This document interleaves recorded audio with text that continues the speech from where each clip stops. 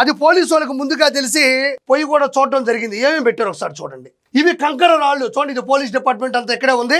కంకర రాళ్ళు పలు చోట్ల పోయడం జరిగింది. ఇది బాల్కనీ అనుకుంటా, ఫస్ట్ ఫ్లోర్ లో చూడండి. ఇది ఎవరో కూడా ఇలాంటి ఇళ్లలో, ఇలాంటి కారిడార్లో, ఇలాంటి ఫ్లోర్ లో కూడా ఇలా వేసుకోరు. అంటే సిద్ధంగా ఉన్నాడు ఇసురు కొట్టడానికి, మొహాలు పగల కొట్టడానికి.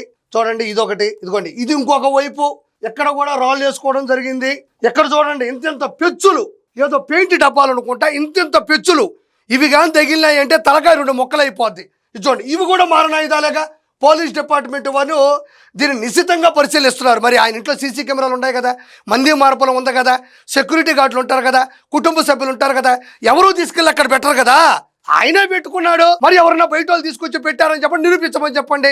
ఇంత పెద్ద ఇంట్లో సీసీ కెమెరాలు, సెక్యూరిటీ గార్డులు, డ్రైవర్లు, పనోళ్ళు, కూరాకూడు ఉండేవాళ్ళు, అనుచరులు, ఆయన పేటీఎం బ్యాచ్, ఆయన రౌడీయిజం అన్నీ ఉంటాయి కదా. చూడండి ఇలాంటి పెచ్చులు ఏ విధంగా సమకూర్చడం జరిగింది, ఏ ఉద్దేశంతో ఇది పెట్టడం జరిగింది చూడండి. అంటే దీన్ని పట్టుకొని ఇది తీసి ఇలా ఇసిరేస్తే ఎక్కడన్నా తగిలితే మరి జగన్మోహన్ రెడ్డికి ఇసిరేసినటువంటి గులకరాయి కాదు ఇది.